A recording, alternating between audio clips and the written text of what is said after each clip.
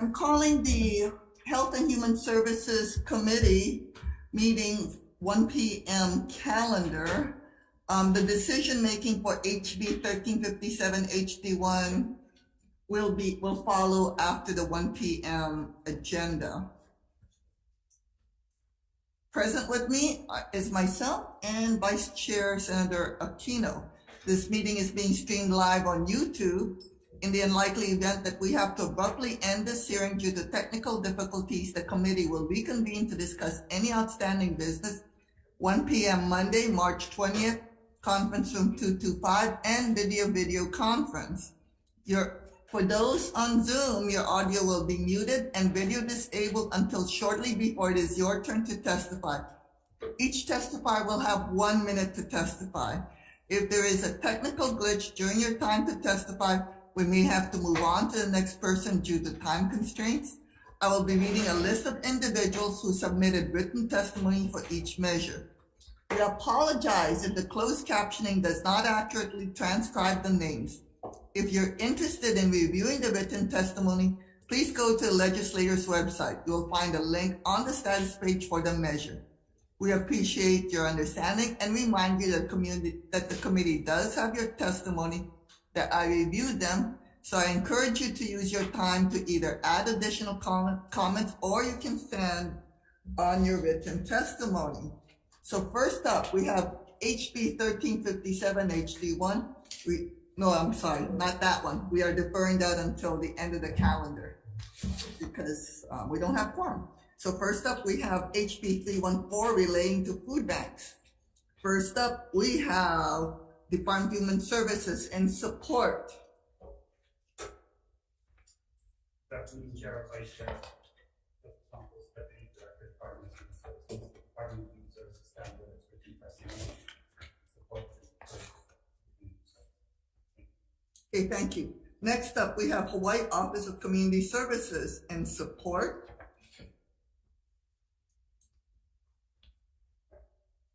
Good afternoon, Chair, Vice Chair. The Office of Community Services have submitted, Giovanni De La Cruz, the Executive Director of the Office of Community Services. We have submitted our written testimony in support of the measure and also offered comments for this distinguished committee to consider. I would just like to add that although the bill is not sponsored by OCS or written by OCS, we are grateful for the sponsor of their express confidence on choosing OCS to administer this program should it be passed. It is in line with the current federally funded program that we have, the Emergency Food Assistance Program that provide food and administrative funding to food banks to administer a similar federally funded program. So we welcome the opportunity to work on this bill. If it passes, it is going to help the population that we serve in the office, which is low-income immigrants and refugees. And thank you, Chair. Thank you very much. Next up, we have Nate Hicks, Hawaii Public Health Institute and support. Aloha, Chair, Vice Chair, members of the committee. Nate Hicks, Hawaii Public Health Institute, standing in support. And also want to highlight that the emergency food system that the food banks provide is a social service that our state depends on. Over 100,000 people have used this service over the course of the year. And we should treat it just like any other sort of service and make sure we're putting state funding towards it so it's not dependent upon private donations to be sufficient. Appreciate the time. Thank you. Thank you very much. Next up, Warren Zerbel for Hawaii Food Industry Association. On Zoom, Warren, are you present? Not present on Zoom, Chair. Okay, next up we have Hawaii Primary Care Association and support. Hawaii Children's Action Network speaks in support. Hawaii Hunger Action Network in support. Ulupono Initiative in support. Hawaii Farm Bureau in support. Kobayashi Sugita and Gota LLP in support. HMSA in support. Maui Food Bank in support. And Amy Miller Marvin in support for Hawaii Food Bank and 5 other individuals. Anybody else? Oh, Senator, on behalf of Hawaii Food Bank, for Amy Marvin. Okay, so please proceed on HB 314. Yes, Aloha Chair. My name is Kina Mahi. Aloha Chair, Vice Chair. I'm the Director of Advocacy and Strategic Partnerships for Hawaii Food Bank. And we mahalo you for considering this bill. And I stand on our written testimony, but I do just want to say that every day we hear stories of families who are struggling to put food on the table. We see it in the grocery store, moms choosing between food and diapers. We hear stories of people caring for their elderly parents and who afford food and healthy, nutritious food because of the rising prices, because of our high cost of living. And so we really appreciate Office of Community Services for this program and our network of partners. And mahalo for your consideration. Okay, thank you very much. Anybody else wishing to testify on HB 314? Come on up, Angela. Please state your full name, and you have 1 minute. Aloha, okay, aloha, Chair, Vice Chair, and the HHS Committee. Angela Melody Young testifying on behalf of CARES and in strong support. So the purpose of this act is to appropriate funds to supplement the Emergency Food Assistance Program. And so we just wanted to provide comments that perhaps there can be consideration to work with the DHS because the DHS implements the general assistance and financial assistance programs for low-income and impoverished families and those who suffer from health disparities and health inequities and experience a myriad of disadvantaged socioeconomic factors.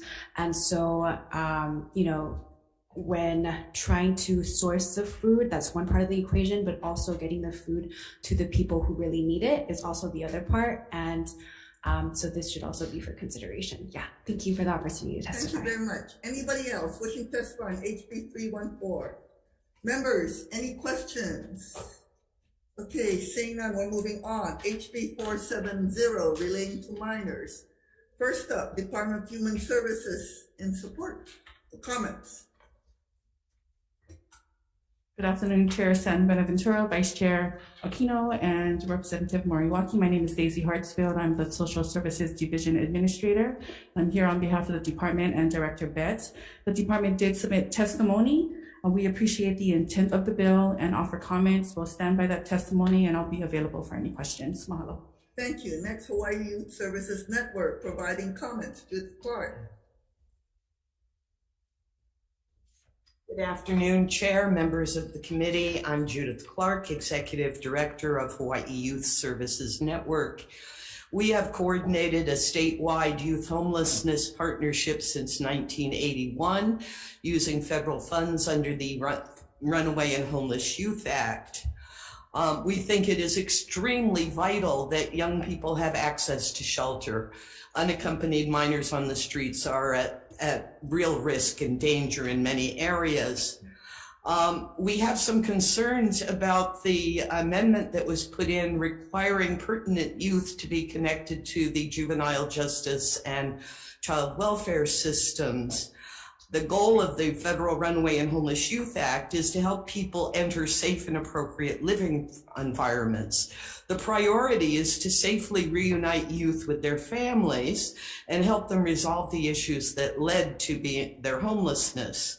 We seek foster care and other residential options only when other placements cannot be found. Foster care is one of the options that can be pursued. Am I out of time already? Yes, you're done. Sorry. I'm sorry. We may ask you questions later. Thank you. Okay, thank you very much. Next, we have Michael Galoya Jr., Stonewall Caucus of the Democratic Party of Hawaii, and support. I see Michael. Please proceed.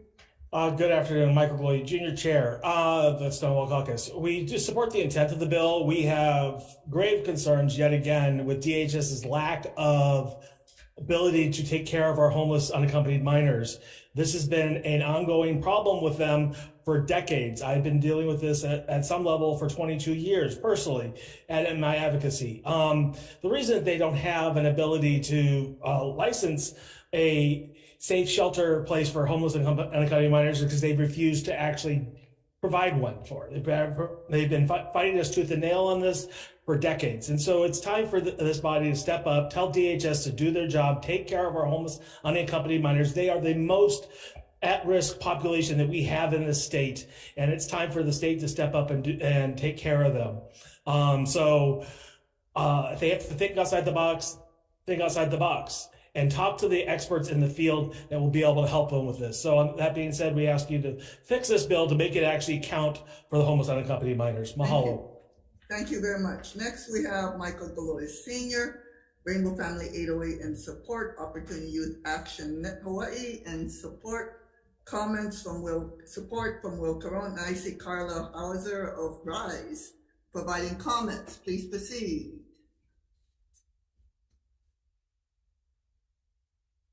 You need to unmute yourself, huh? I am.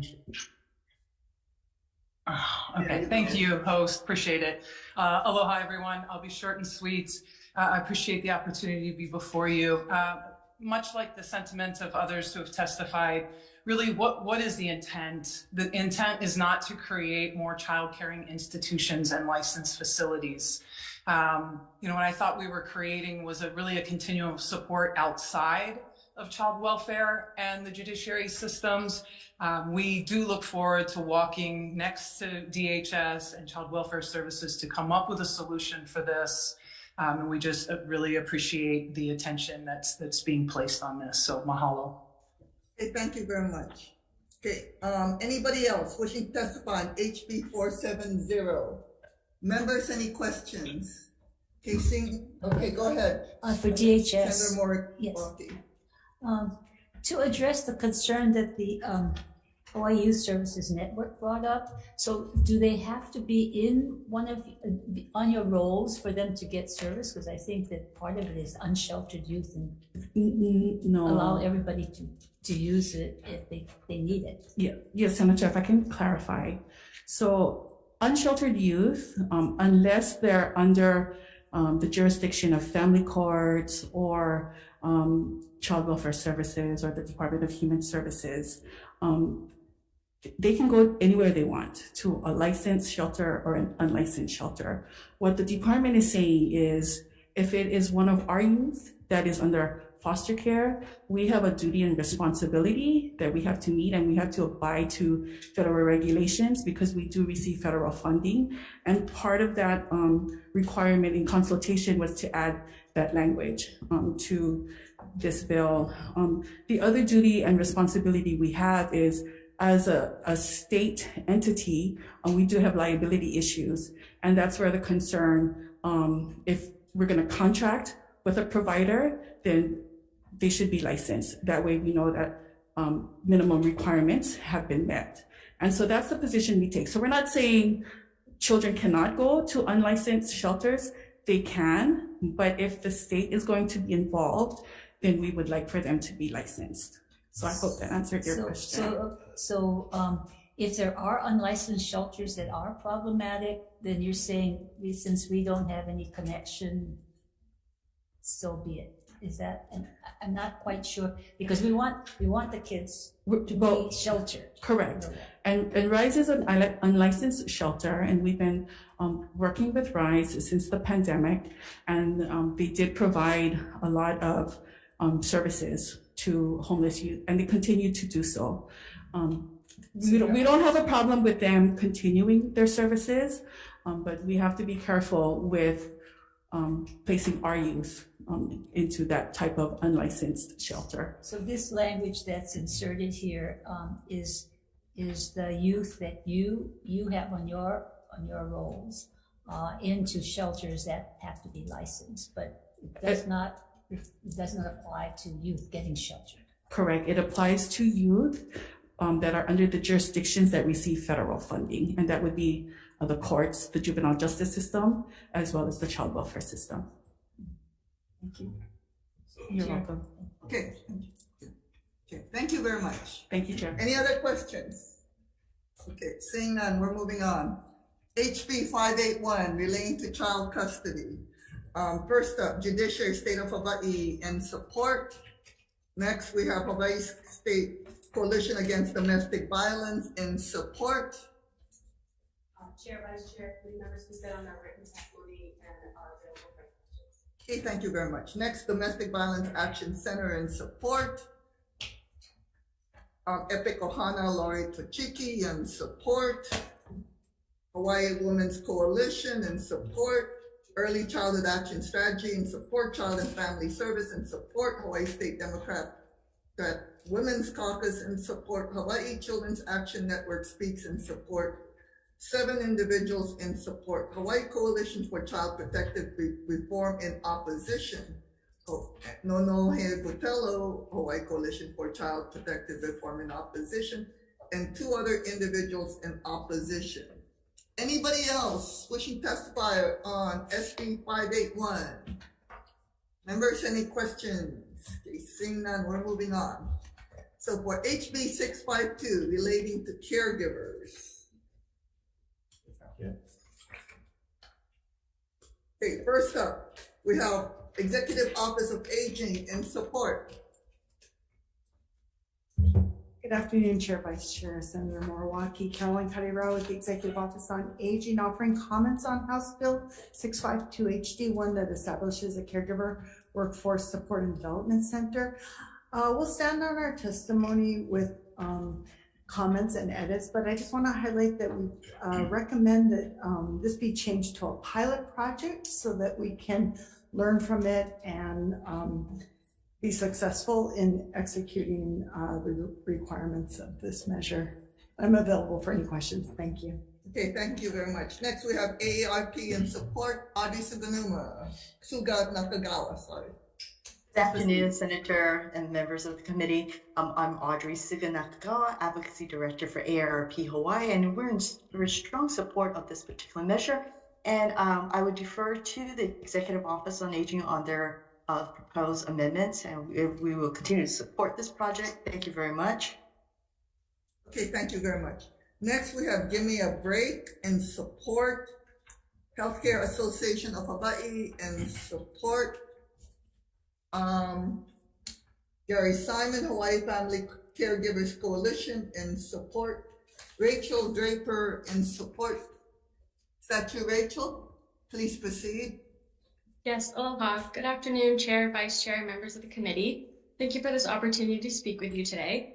I support House Bill 652. As a Master of Social Work student, I am currently completing my placement hours at a local behavioral health organization, where I provide care management calls to local kupuna and their caregivers. During these conversations, I've learned that many caregivers and kupuna commonly face long wait times to be seen by healthcare providers. One patient recently shared with me that she has made appointments to meet with both a new primary care provider and a new specialist physician. The wait time for her has been about 2 months to see her PCP and will be 7 months before she will be able to see her specialist doctor. Long wait times are in part due to a shortage of physicians throughout Hawaii. According to the University of Hawaii's John A. Burns School of Medicine, the COVID-19 pandemic intensified an already growing physician shortage in Hawaii. In addition, physician shortages have intensified due to an aging workforce, high rates of burnout, and Hawaii's high cost of living. I support HB 652 as it will address increasing retention of existing physicians by providing support and opportunities for professional development. Thank you for this opportunity to testify. Okay, thank you very much. Okay, next up we have Tricia Tolentino in support. Is that you, Tricia? Please proceed. Aloha, Chair Benaventura, Vice Chair Aquino, and members of the committee. I strongly support HB 652 HD2. My name is Trish Tolentino, and I testify before you today as a community member concerned about the quality and access to care for older adults and their caregivers, a social worker in training, and the primary caregiver of my 79-year-old mom and previously my 83-year-old dad. I stand on my written testimony, but I do want to highlight one important point. Diane Terada of Catholic Charities said in a 2020 interview that it's hard to quantify the demand of senior care because much of it is hidden. And the hidden nature has to do with isolation of both kupuna and their caregivers. And it's also because the families and adult children caregivers have absorbed the cost and labor for caring for their elders, because that's what families do. But I feel that the combination of this increase in the older adult population, along with the shortage of healthcare workers and providers, and this hidden nature of the demand. Okay, so I'm sorry, your time has run out. We have your written testimony. Okay, thank you. Thank you very much, Tricia Tolentino. Next up, we have Nana Clemens, please proceed. You have 1 minute. Aloha Chair, Vice Chair, and members of the HHS committee. My name is Nana, and I am a social work student at the UH Thompson School of Social Work and Public Health. However, my views are of my own and do not represent that of my institution or field placement site. I am in support of House Bill 652 HD2. One day I believe we'll all be either caregivers or care receivers, so I think that it's really important to provide our kupuna with the highest quality of care, which means also strongly supporting our caregivers in whatever way that they need. I stand by my written testimony in which I included an olelo no'ea, which reads ua'ai au ikana loa'a, which interprets to the pride and affection of a parent or grandparent who's being cared for by their child. I mentioned this olelo no'ea because, again, our kupuna deserve the highest quality of care. Thank you very much. Okay, 6 other individuals in support, no one registering to testify. Is there anybody? Okay, wait a second. So are you going to be testifying HB 652? Okay, come on up. Aloha, Chair, Vice Chair, and the Health Committee, Angela Melody Young, testifying on behalf of CARES. In strong support, anything we can do to support the kupunas is a good thing. The purpose of this act is to establish a caregiver workforce support and development center to develop and expand the state's long-term and home and community-based caregiver workforce to effectively care for Hawaii's kupunas.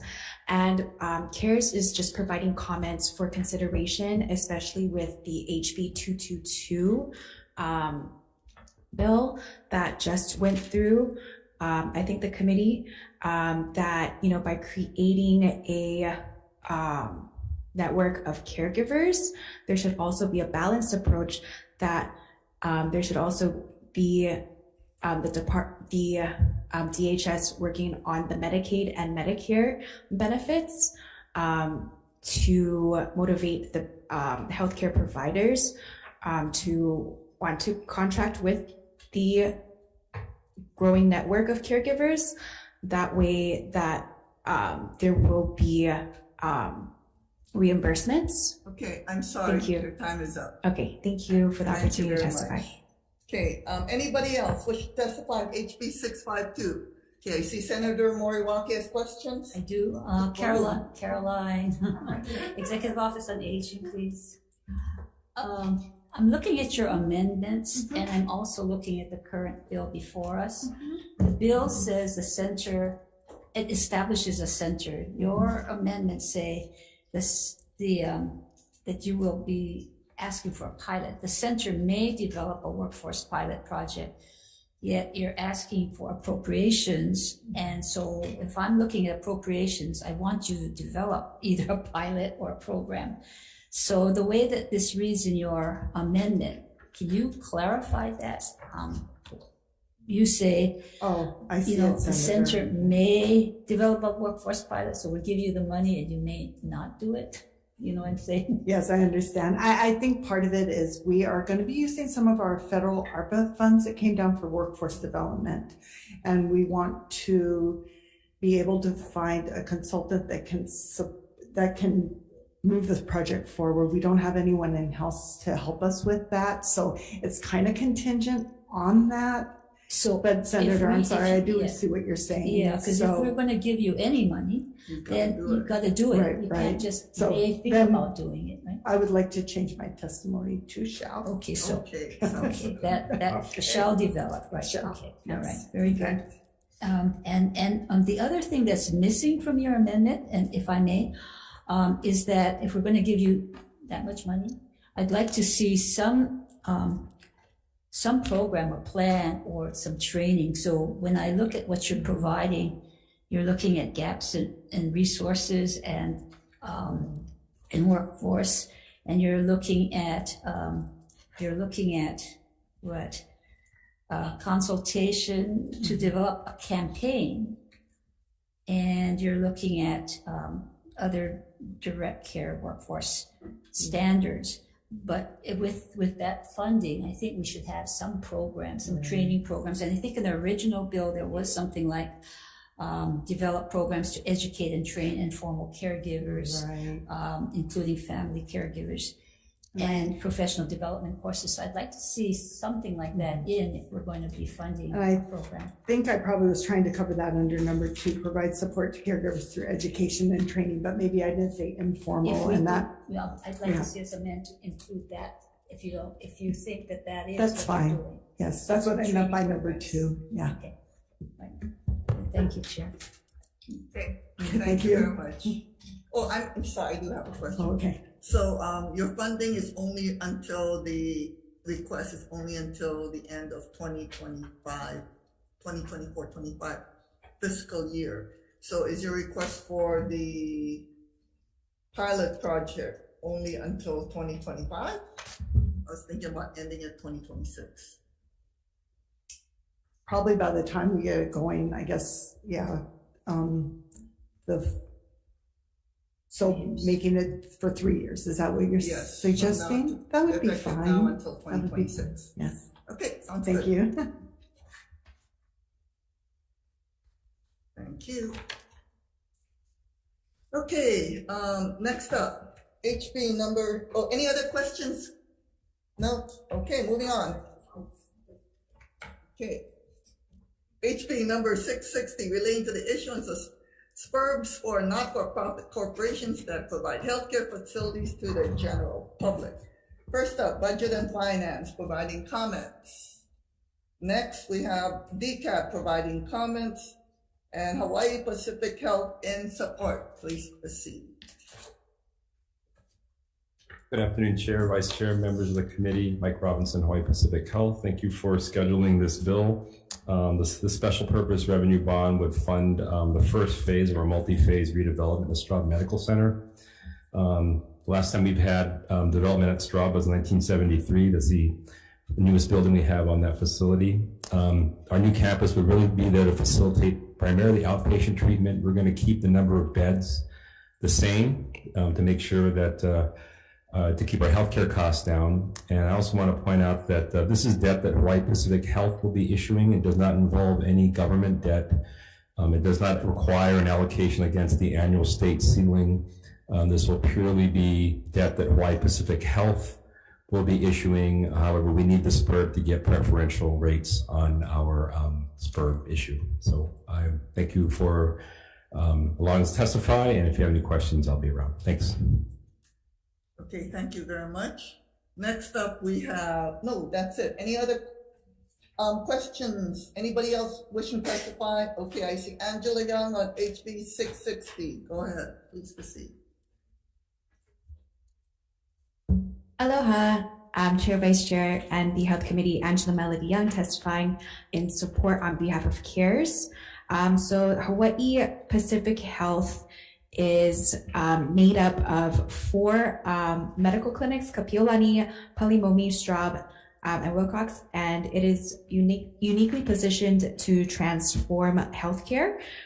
So the network of doctors and specialists provides coordinated care that is amongst the best in the nation, and Hawaii Pacific Health partners with physicians, health plans, and the community to improve the health of Hawaii. The healthcare teams are built and centered around patients, focusing on prevention, early intervention, monitoring, and regular checkups. It is a not-for-profit healthcare system, which means all of the earnings are reinvested into improving medical equipment and facilities. And they also invest in research, education, and training, as well as charity care. So it is a good thing to support Hawaii Pacific Health. Thank you for the opportunity to testify. Thank you, Melody. Okay. Next up, anybody else wishing to testify on HB 660? Members, any questions?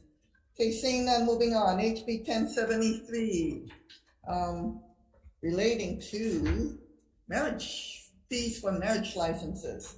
First up, we have Department of Health and Support. Okay, nobody here. Next, Domestic Violence Action Center in support. Anybody else wishing, and one other individual in support? Anybody else wishing to testify on HB 1073? Seeing none, members, any questions? Okay, moving on. HB 1074. First up, we have relating to the Executive Office on Aging. First up, we have Carolyn Cadrival, Executive Office of Aging and Support. Yes, thank you for hearing House Bill 1074 HD1 related to our Kapuna Care Program. Caroline County Rao, Executive Office on Aging. We stand in strong support of this administrative measure. It clarifies the definitions of caregiver support services, Kapuna Care services, and respite care currently in our HRS. When we combine both Kapuna Care and Kapuna Caregiver last year under Act 160, I believe, when we combined it, we left in that this only applied to working caregivers, but we need to make sure that these services are provided to all our caregivers, working or not. And that's a clarification of this bill. I'm available for any questions. Thank you. Okay, thank you very much. Roberta Murray for Pabea in support. Anybody else wishing to testify at HB 1074? Okay, Angela, come on up. You have 1 minute. Aloha, Akayaka, Chair, Vice Chair, and the Health Committee. So CARES testifying in support. I think there should be more of a process for defining the medical terminologies, not only in Chapter 349, but also in the chapter relating to the health insurance. And that's Chapter 432 and 431. So, so that there can be Medicaid and Medicare reimbursement to be given appropriately for the support care. Yeah, thank you for the opportunity to testify. Thank you very much. Anybody else wishing to testify on HB 1074? Questions, members? So I have a question, Office on Aging. So whatever happened to, I was looking at your testimony. You said that if we didn't pass this bill, the people who are being funded under the caregivers program won't be funded. So whatever happened to the Kapuna caregivers funds? When we combined it, did those monies go away? It didn't go, well, we had an appropriation, I believe in 2020 or 21. Yeah. We currently don't have, but by combining, we're using our Kapuna Care funds. And you guys gave us additional funding last year for Kapuna Care, so we're covered right now. Okay. Yeah. But the Kapuna caregivers, because we combined it, that fund no longer exists.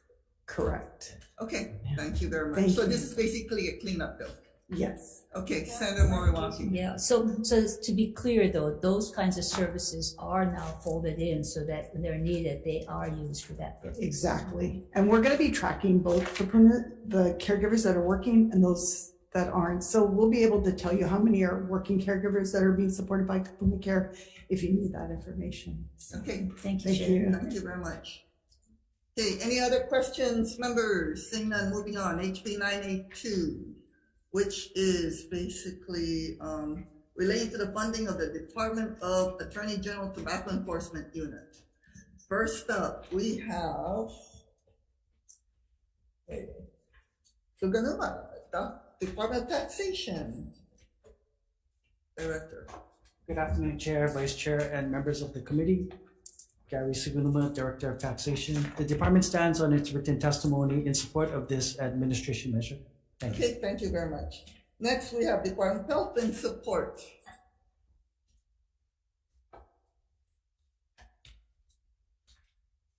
Thank you, Chair and Vice Chair, and members of the committee. The Department of Health, by the way, I'm Lola Irvin, representing Dr. Kenneth Fink for the Department of Health. And the Department of Health supports HB 982 and HD1. And we do support the fact that it would ensure the sustainability of the state's tobacco enforcement activities, as well as the diligent compliance with the tobacco MSA, which Hawaii has been doing very well with. So thank you very much for the opportunity to provide testimony. Okay, thank you very much. Next, we have Attorney General Richard Stacy or Chelsea Okamoto. Good afternoon, Chair. Can you hear me? Yes, we can. Good afternoon. Thank you. Aloha, Chair, Vice Chair, members of the committee. My name is Rich Stacy. I'm a Deputy Attorney General, Unit Supervisor for the Tobacco Enforcement Unit. Thank you for hearing the bill. We are in strong support. This would stabilize the funding for our unit. Most of our revenues are based on cigarette tax stamps, and there's been a drastic decrease every year. And while that sounds good as far as less cigarette smoking, some of it is due to more vaping.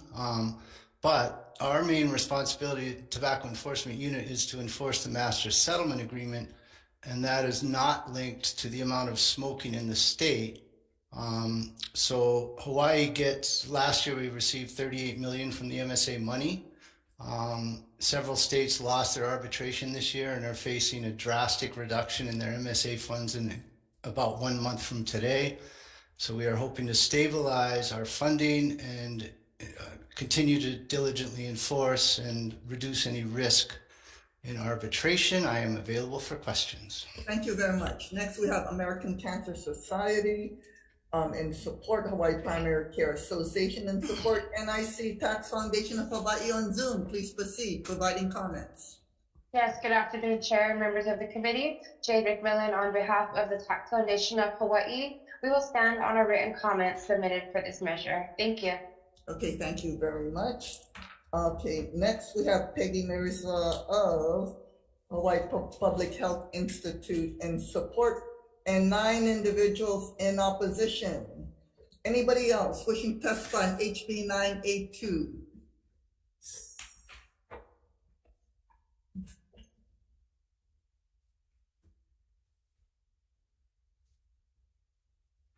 Okay.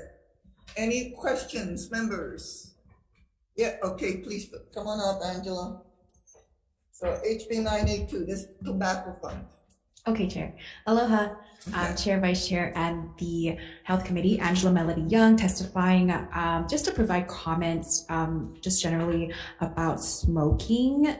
You know, CARES advocates, of course, for youth, and we just want to ask the legislature for consideration to really consider the impacts of smoking upon students, and especially minors at Doe Public Schools.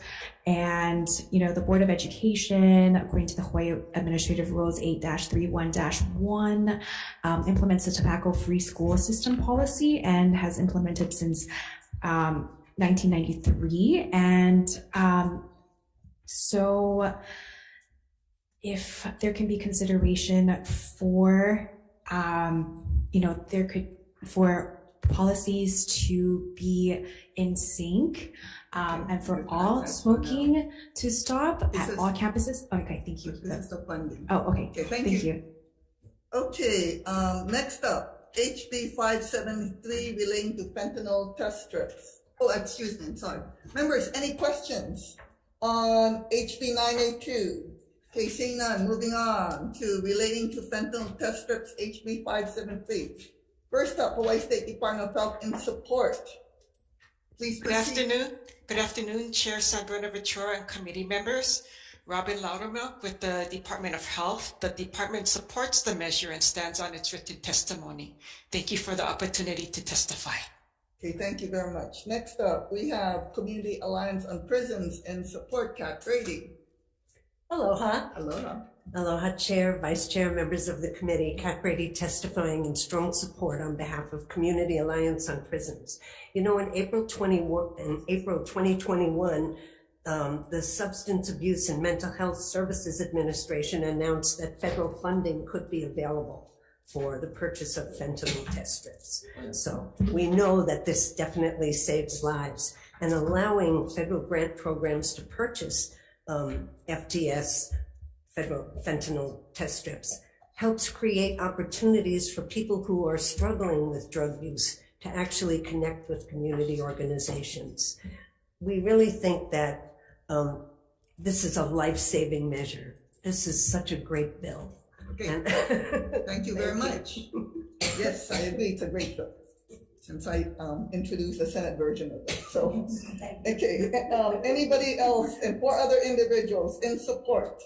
Anybody else wishing to testify on HB 573?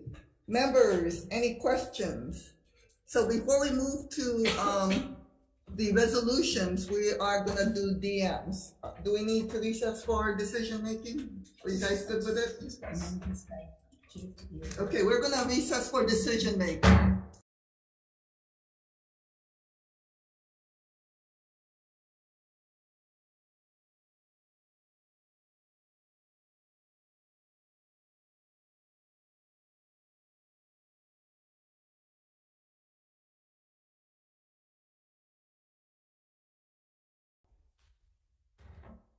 Calling for decision making, the 1 p.m. calendar and the deferred calendar from last time.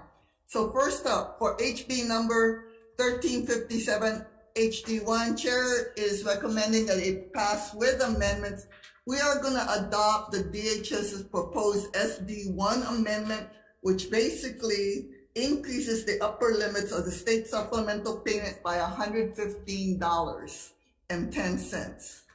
And it still be able to be made within the current budget, and that'll add an additional millions of dollars into the program. So any comments, questions, or concerns?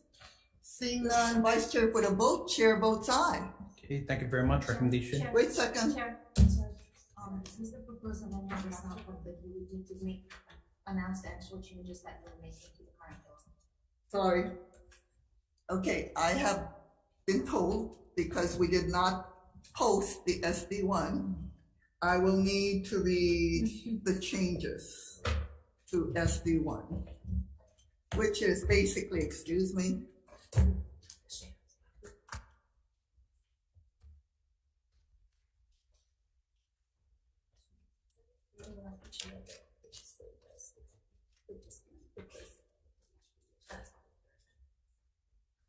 okay. And then you would just add these additional events. I use yours. Okay, so for HB number 1357, HD1 SD1, Chair's recommendation is we are going to delete the contents of HB 1357 HD1, replace it with the contents of HB 1309 HD1, however, making further amendments by removing section 2, and on page 2, line 2, changing the dollar amount from 772 to 767. On page 2, line 3, changing July 1st, 2008 to July 1st, 2023.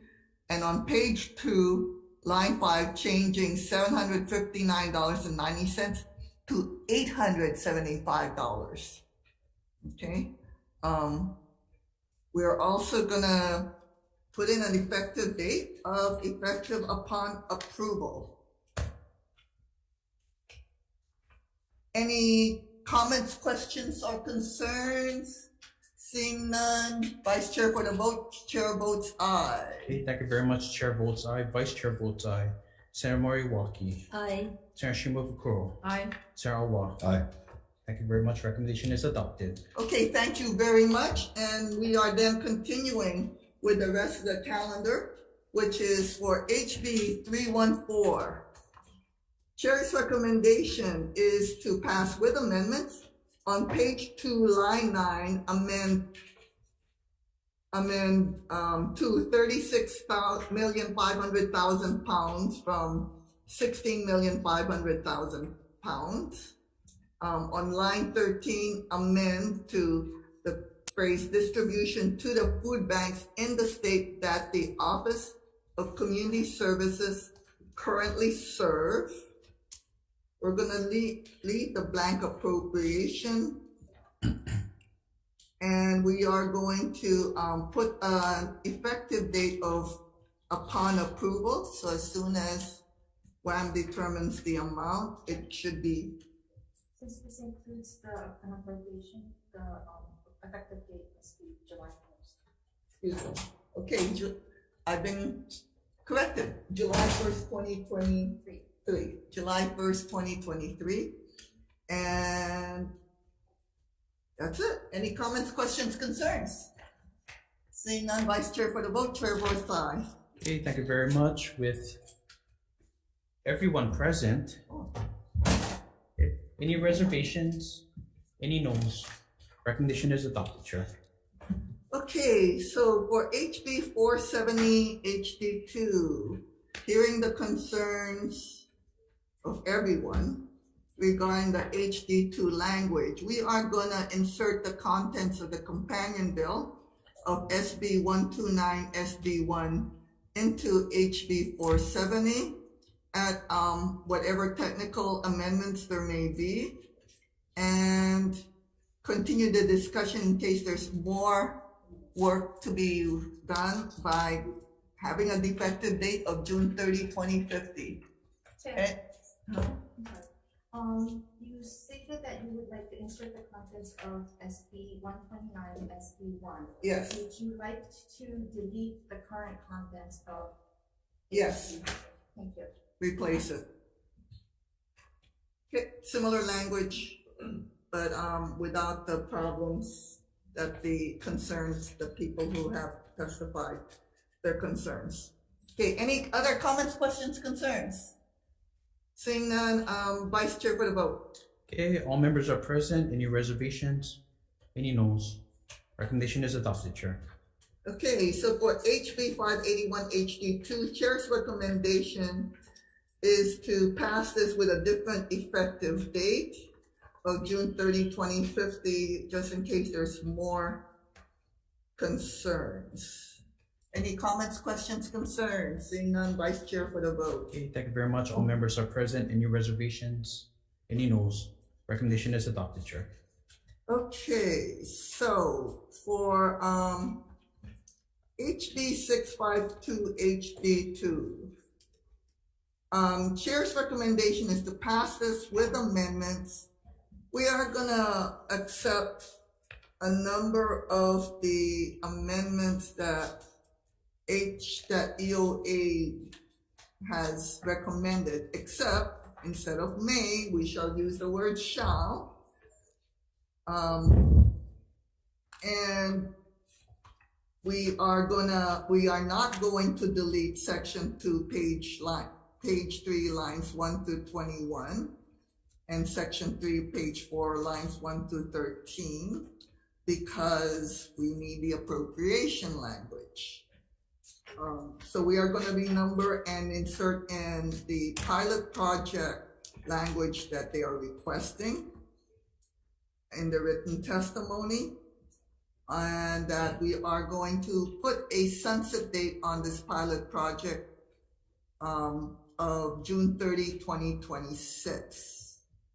Any other comments? And we're going to put in the committee report their suggested amounts for the appropriation for the fiscal years 2023 to 2024 and for 2024 to 2025. I do have a question. Yes. So we're putting their language in terms of what they would like to do, shall, but with what they'd like to do in their amendment. Yes. Plus, we're including the sections in the HD2. Yes, with the appropriation language, yes. Okay, so they'll do the development of courses.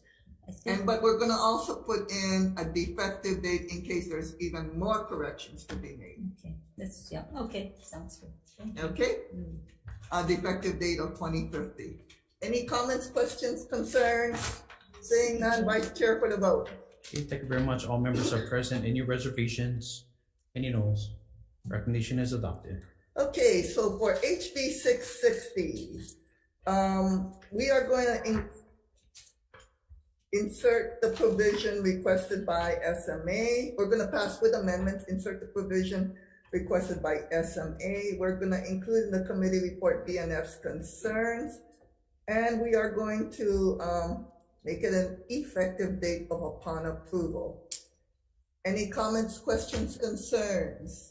Seeing none, Vice Chair for the vote. Okay, thank you very much. With all members present, any reservations? Any no's? No. Okay, thank you very much. Recommendation is adopted.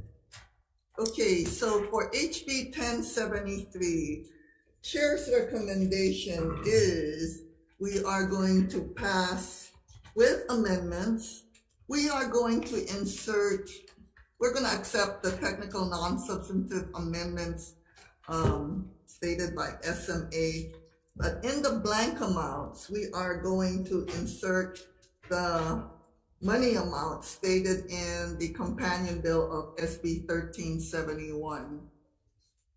Okay, chairmanship for the resolutions to Vice Chair Aquino. Wait, oh, I'm sorry, we have one more. Sorry. Oh, sorry.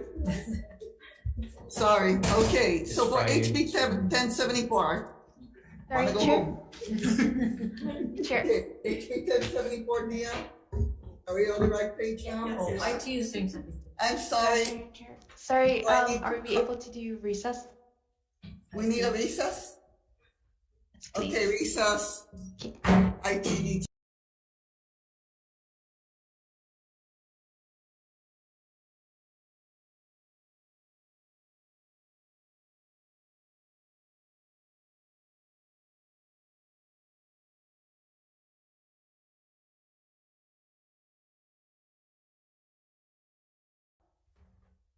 Okay, recalling the HHS committee decision-making calendar for the 1 p.m. calendar hearing.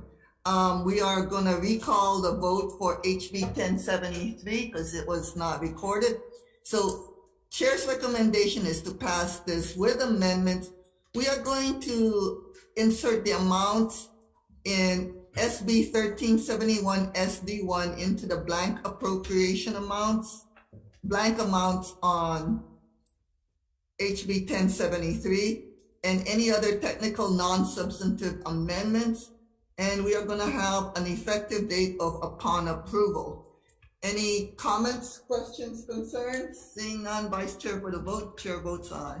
Okay, thank you very much. Okay, with all members present, any reservations? Any noes? No. Okay, no vote for Senator Awa. Recommendation is adopted. Okay, so for HB 1074, Chair's recommendation is to pass this one also with amendments. We're gonna just put in technical non-substantive amendments. Any comments, questions, concerns? Seeing none, Vice Chair for the vote. Okay, all members are present. Any reservations?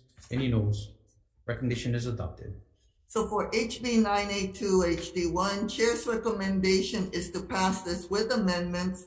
We're going to accept the Attorney General's amendments in reinserting $750,000 in Section 2, page 3, line 4, and reinserting the $750,000 amount also in Section 4, page 4, line 13, and an effective date of July 1, 2023. And any technical non-substantive amendments. Any comments, questions, concerns? Seeing none, Vice Chair for the vote. Okay, thank you very much. All members are present. Any reservations? Any noes? Recommendation is adopted. So for HB 573, Chair's recommendation is to also pass this with amendments. We're going to insert lines 11 to 15 on page 7 from SB 671 SD1 into HB 573. And ensure that this is effective upon approval. Any comments, questions, concerns? Seeing none, Vice Chair for the vote. Okay, with all members present, any reservations? Any noes? Recommendation is adopted. Okay, so now I will be transferring the rest of the resolution hearings to Vice Chair Aquino to chair the resolutions. Okay, thank you very much. Okay, we are in SCR 6, SR 4, requesting DHS MedQuest Division to expand the types of qualified providers allowed to provide lactation consultant services for the Medicaid population in the state. Okay, up first we have DHS. Okay, thank you very much. We have HMSA.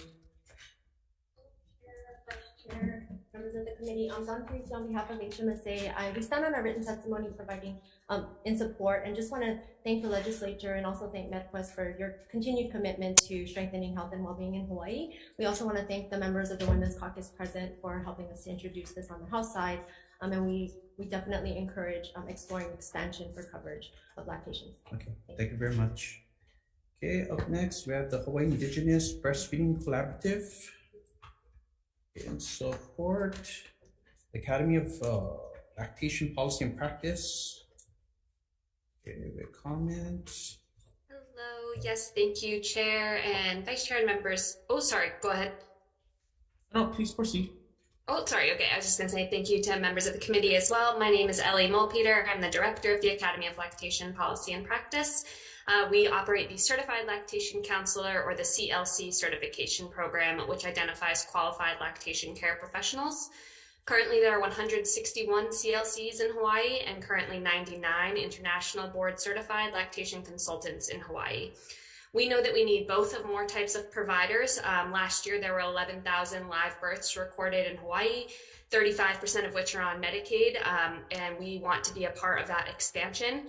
We ask that the resolutions in the Senate be amended to include both CLCs and IBCLCs based upon their status as certifications with national accreditation from recognized accreditation agencies.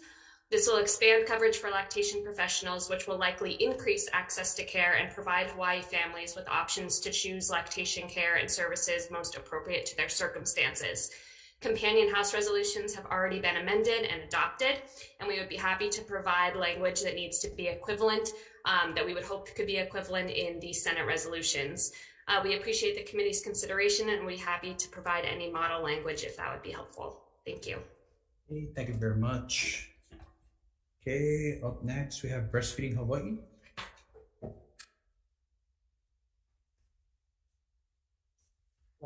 Senator Chair and also the rest of the senators of the committee. My name is Patricia Billick. I'm a registered nurse and I'm a retired IBCLC. I practiced 30 years in the state. I'm representing Breastfeeding Hawaii today for our president, Amber, who is away. And I wanted to just not read my testimony, but just have a couple of comments. One, the International Board Certified Lactation Consultant is the gold standard in not only our country, but in the world. I wanted to say, although we have an initiation rate of breastfeeding in our state of over 90%, by the time it goes 2 months, 3 months, etc. down, mothers are not supported, so they stop breastfeeding. And our 99 IBCLCs, as was just mentioned, they were in public and private organizations because they need a job, and reimbursement is the issue. And so I hope that you take our comments into consideration for this thing and this hearing, and that Breastfeeding Hawaii offers our expertise to assist you in making further decisions regarding this reimbursement for IBCLCs. Mahalo. Thank you very much. Okay, we have several individuals, 3 in fact, all in support. Okay. We have Heidi from Kona Community Hospital,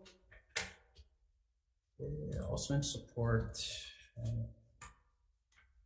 Okay, we have Latch. Not present on Zoom, Chair. Oh, they're here. They're here. Thank you. Hello, Chair and members of the committee. I'm Krista Olson. I've come from Kona, Hawaii today. I'm the coordinator for lactation access, transforming communities in Hawaii. I'm employed by Early Childhood Action Strategy.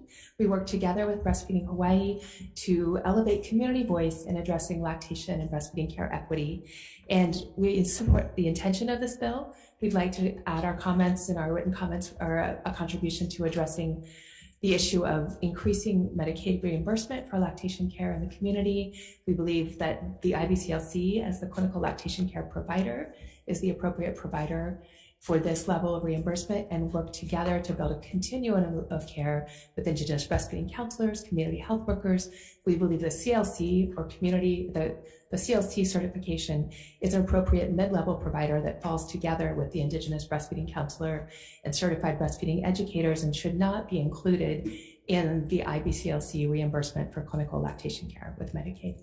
We're happy to provide additional information and appreciate your effort to elevate lactation in the community. Thank you so much. Okay, thank you very much. Any others wishing to testify? Okay, seeing none, members, any questions? Okay, seeing none, let's move on to the next set of resolutions. SCR 37, SR 31. Urging Department of Health to perform a feasibility study authorizing reimbursement for services provided through telehealth by way of audio-only telephonic communication. Okay, up first we have HMSA. Chair, Vice Chair, members of the committee, we just want to note our support, but also note our support for the bill that's currently moving, which is HB 907. So Okay. thank you. Thank you very much. Okay, University of Hawaii. And support Hawaii Primary Care Association. Eric Abe. Okay, the comments. Wainai Khan. Okay, also with comments. Leimomi Khan. Okay, support. Let's see. I believe that's it. Any others wishing to testify? SR 37, SR 31. Okay, seeing none, members, any questions? Okay, seeing none, let's move on to SR 42. Okay. Requesting blood bank to expedite the process of removing the deferral for individuals previously considered to be exposed to basically mad cow disease. Okay. To assist with the urgent demand of blood in our state. Okay, I believe we don't have any testimony. Okay, so we're just gonna move on, members. Okay, to SCR 51, SR 46. Okay, requesting DHS to immediately cease intercepting Social Security payments for children in foster care. Okay, up first, members. Let's see. Okay, DHS.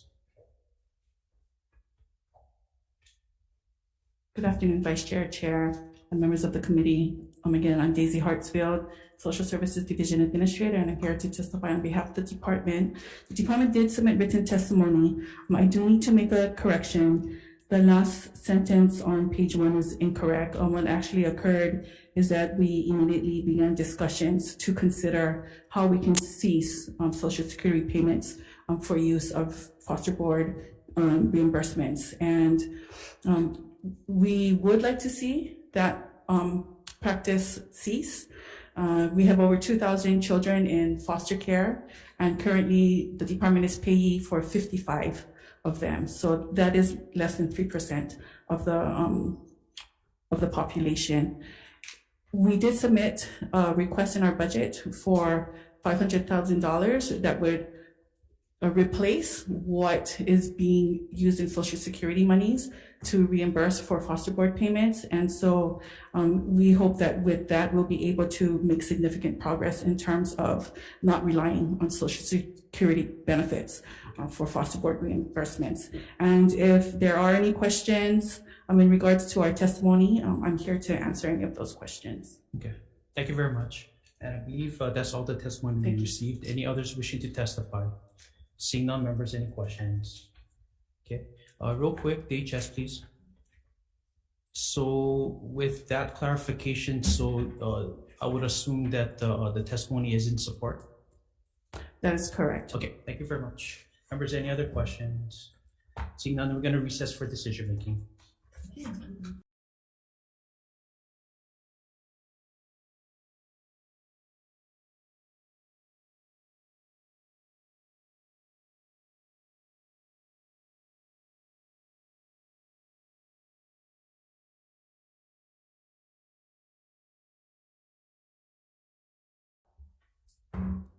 Okay, reconvening our 1 p.m. agenda. Resos only. Okay, up first we have SCR 6, SR 4.